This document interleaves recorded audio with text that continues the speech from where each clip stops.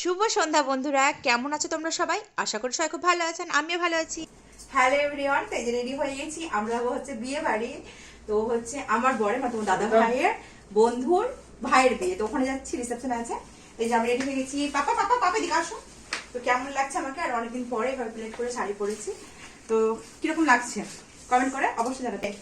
বলো আমাকে কেমন লাগছে, বলো, সবাই বলবে। তো চলো, আর চলো তোমাদের দেখে দিই কিরকম সেজে। আমাদের দাদা ভাই দেখো ব্লেজার পরেছে আজকে অনেকদিন পরে। আপনি কিছু বলতে চান? হয়ে গেছে,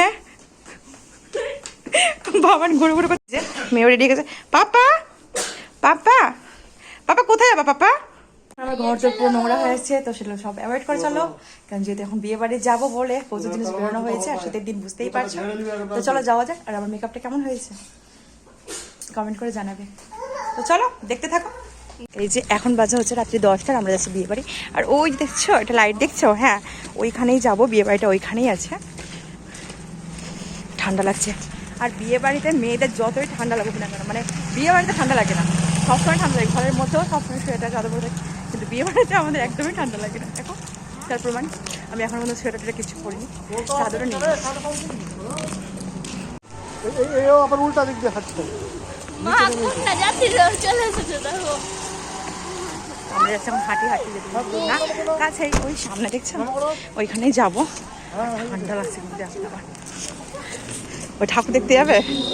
তো ফাইনালি আমরা বিয়ে বাড়ি পৌঁছে গেছি। ওই যে তোমাদের বললাম যে 10 থেকে 15 মিনিটের হাঁটা পথ, বেশি দূরেতে না, বাড়ির কাছেই।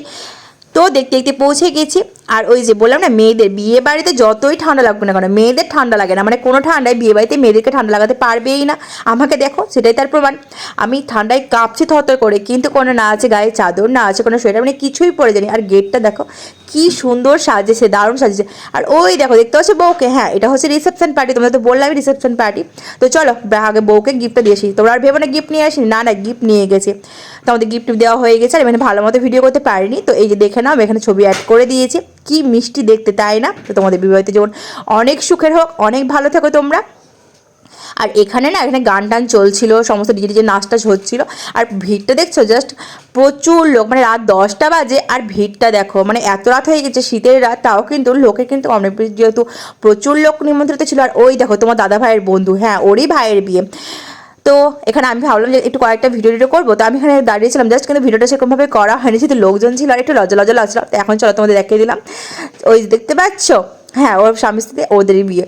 আর এদিকে বাবানকে দেখো, ওর ভিডিও করছি না বলে ওর রাগ হচ্ছিল, তখন চলো বাবা করে দিচ্ছি, দিয়ে দেখো ওর আঙুলে দেখাচ্ছে, একটু একটু আর মুখ ফুলাচ্ছে।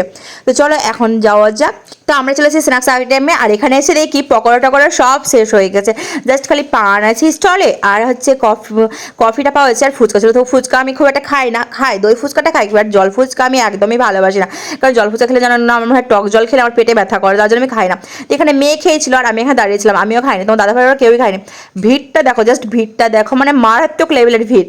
আর বিশেষ করে আমার একটি জায়গাটা এত ভালো লেগেছিলো, মানে চারিদিকে গাছে ভরা, কি সুন্দর, মানে অনেকগুলো ফুল, মানে বাগানের মধ্যে প্যান্ডেলটা করা হয়েছিল, তো তার জন্য ভীষণ ভালো লাগছিলো। তো আমরা দাঁড়িয়েছিলাম যে কতক্ষণ আমরা সিট পাবো, কতক্ষণে বসবো, ওই আর কি, অনেক রাতের। তো ফাইনালি আমরা সিট পেয়ে গেছি, তো বসে পড়েছি খাবার খেতে। আর মাঝে মাঝে ফোনটা আমার এত হ্যাং মারছিল যে এরপরে আমি ভিডিও করতে পারিনি ঠিক মতো, কারণ আমার ফোনটা সুইচ অফ হয়ে গেছিলো। তো আমাদের খাওয়া দাওয়া গেছিলো, এখন যাবো বাড়ি। আর বাবানকে দেখো পোজ দিচ্ছে, তো কি আর করার, বাবুর এখানে একটা ছবি তুলে দিলাম। আর বাবানকে দেখো, ও কিন্তু আবার বিয়ে বাড়ির ভেতরে চলে যাচ্ছে, মানে বাড়ি যেতে চাইছে না। তো চলো ভিডিওটা আজকের মতো এতটুকুই, সবাই খুব ভালো থেকো, সুস্থ থেকো। আর হ্যাঁ, ভিডিওটা কেমন লাগলো অবশ্যই কিন্তু কমেন্ট করে জানাতে ভুলো না। তো টাটা।